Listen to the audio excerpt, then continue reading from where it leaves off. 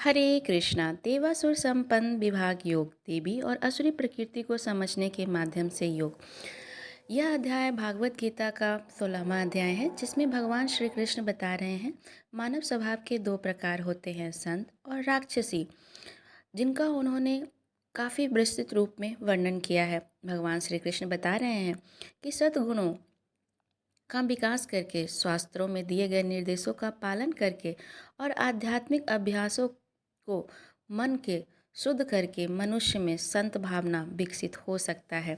ऐसा व्यवहार दैवी संपत्ति या ईश्वरीय गुणों को आकर्षित करता है, जो अंततः ईश्वर के साक्षात्कार की ओर लेकर जाता है। इसके विपरीत आसुरी स्वभाव, रजोगुण और अज्ञानता तथा भौतिकता पर केंद्रित जीवन शैली के साथ जुड़कर विकसित होता है, जो मानव व्यक्ति में अस्वस्थकर होता है और कई ऐसे अनावश्यक गुणों को जन्म देता है। यह आत्मा को अंततः नरक समान अस्तित्व की ओर लेकर जाता है। कहने का अर्थ है कि यदि हम अपना पूरा जीवन शैली भौतिकता पर केंद्रित करते हैं, अज्ञानता से ग्रसित रहते हैं, तो हमारा जो व्यक्तित्व है, हमारी जो मन स्थिति है, वह अस्वस्थकर हो जाती है और अंततः हम नरक की तरफ अग्रसित होते हैं। जैसे सामान्यतः हम जब बात करते हैं तो हमें कुछ व्यक्ति ऐसे दिखते हैं जिनके लिए हम ऐसे शब्दों का उच्चारण करते हैं, प्रयोग करते हैं कि यह व्यक्ति यहाँ पर कैसे आ गया। इसी प्रकार भगवान श्री कृष्ण दिव्य प्रकृति से संपन्न लोगों के सद्गुणों का वर्णन करते हैं और फिर उन्हें उनमें असुरी गुणों का वर्णन भी करते हैं, जिन्हें सचेत रूप से त्याग देना चाहिए, अन्यथा ये आत्मा को अज्ञानता और संसार या जीवन और मृत्यु के चक्र में और अधिक घसीटेगा। अंत में भगवान श्री कृष्ण घोषणा करते हैं कि शास्त्रों का ज्ञान अज्ञान और जुनून पर काबू पाने में मदद करता है। वे हमें जीवन में सही विकल्प चुनने के लिए भी मार्गदर्शन प्रदान करता है। इसलिए उन्हें शिक्षाओं और आदेशों को समझना चाहिए, तदनुसार इस दुनिया में अपने कर्म करते रहना चाहिए। भगवान श्री कृष्ण कह रहे हैं कि जितनी भी हमारे शास्त्रों में बताए गए चीज़ें हैं, उनका अनुसरण करें और उनके अनुसार ही अपना कर्म करें। भागवत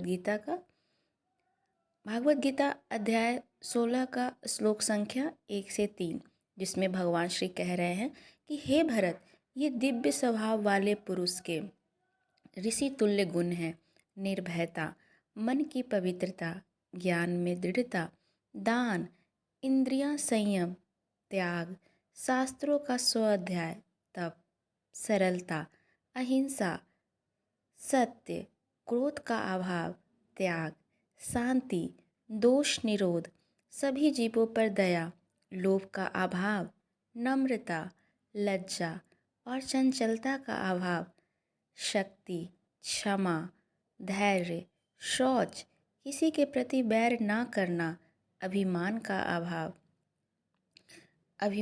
अभाव। अगले श्लोक भागवत गीता 16वां का चौथा श्लोक, जिसमें भगवान श्री कृष्ण बता रहे हैं कि हे पार्थ, असुरी स्वभाव वाले लोग के गुण हैं कपट, अहंकार, दंभ, क्रोध, कठोरता और अज्ञान। अगले श्लोक में, जो कि है 5वां श्लोक, जिसमें भगवान श्री कृष्ण बता रहे हैं दैविक गुण मोक्ष की ओर लेके जाता है, जबकि असुरी गुण निरंतर बंधन की नियति का कारण होता है। अर्जुन, शोक मत करो, क्योंकि तुम ऋषियों के गुण के साथ पैदा हुए हो। अगले श्लोक में भगवान श्री कृष्ण बता रहे हैं, जो है छठा, जिसमें भगवान श्री कृष्ण कह रहे हैं कि इस संसार में दो प्रकार के प्राणी हैं, दैविक गुण वाले और असुरी गुण वाले। हे अर्जुन, मैंने देवी गुणों का विस्तार पूर्वक वर्णन किया है, अब तुम असुरी गुणों के विषय में मुझसे सुनो और ध्यान पूर्वक सुनो। अगला श्लोक 7वां, जिसमें भगवान श्री कृष्ण बता रहे हैं कि असुरी प्रकृति वाले लोग यह नहीं समझ पाते कि कौन से कर्म उचित हैं और कौन से कर्म अनुचित हैं। इसलिए उनमें ना तो पवित्रता होती है, ना अच्छा आचरण और ना ही सत्य।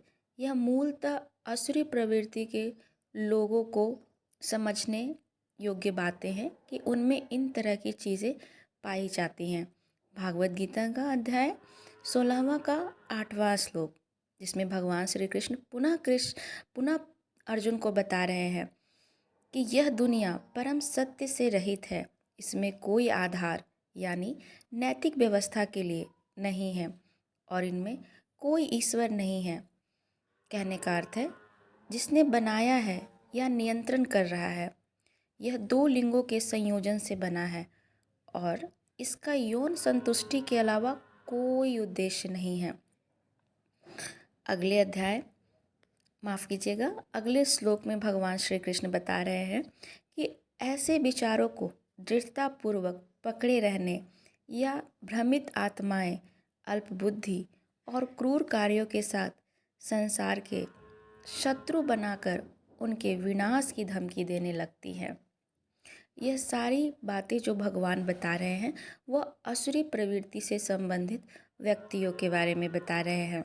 वहीं अगले श्लोक में भगवान श्री कृष्ण बता रहे हैं, जो है 10वां श्लोक, अतृप्त काम वासना को आश्रय देते हुए पाखंड, दंभ, अहंकार से भरे हुए राक्षस लोग अपने मिथ्य सिद्धांतों से चिपके रहते हैं।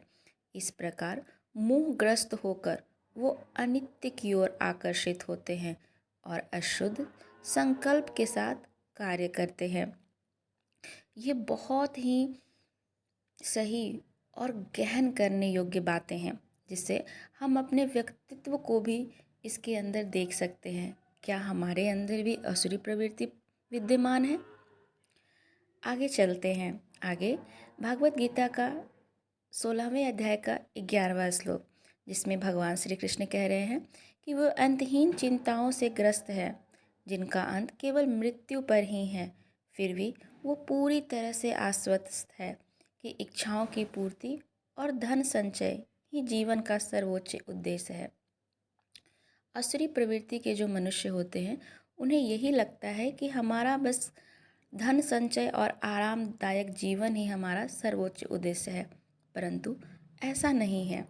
वहीं आगे भगवान श्री कृष्ण इस अध्याय के 12वें श्लोक में बता रहे हैं कि सैकड़ों इच्छाओं के बंधन में बंधे हुए तथा काम और क्रोध से प्रेरित होकर वे अपनी इंद्रियों को तृप्त करने के लिए अन्यायपूर्ण तरीकों से धन संचय करने का प्रयास करते हैं, जो कि ये प्रबलता के साथ दिखाती है कि सामने वाले व्यक्ति में आसुरी प्रवृत्ति किस प्रकार से विद्यमान है। अगला श्लोक इसी अध्याय का जो है 13वें से 15 का भावार्थ, जिसमें भगवान श्री कृष्ण बता रहे हैं कि आसुरी व्यक्ति सोचते हैं कि मैंने आज इतना धन प्राप्त किया है, अब मैं अपनी यह इच्छा पूरी करूँगा, यह मेरा है, कल इससे भी अधिक प्राप्त करूँगा। उस शत्रु का मैंने नाश किया है, अब मैं अन्य शत्रुओं का भी नाश करूँगा। मैं भगवान के समान हूँ, मैं ही भोक्ता हूँ, मैं ही पूर्ण हूँ, मैं ही शक्तिशाली हूँ, मैं ही सुखी हूँ, मैं ही धनवान हूँ। मेरे उच्च पदस्थ संबंधी हैं, मेरे समान और कौन है। मैं देवताओं के लिए यज्ञ करूँगा, दान करूँगा, आनंद मनाऊँगा। इस प्रकार वह अज्ञानता से मोहित हो जाते हैं। तो ये था भागवत गीता के 16वें अध्याय का सरल तरीके से समझने और समझाने का प्रयास। अगर यह प्रयास आपको अच्छा लगा हो तो चैनल को लाइक कीजिए और सब्सक्राइब कीजिए। राधे राधे।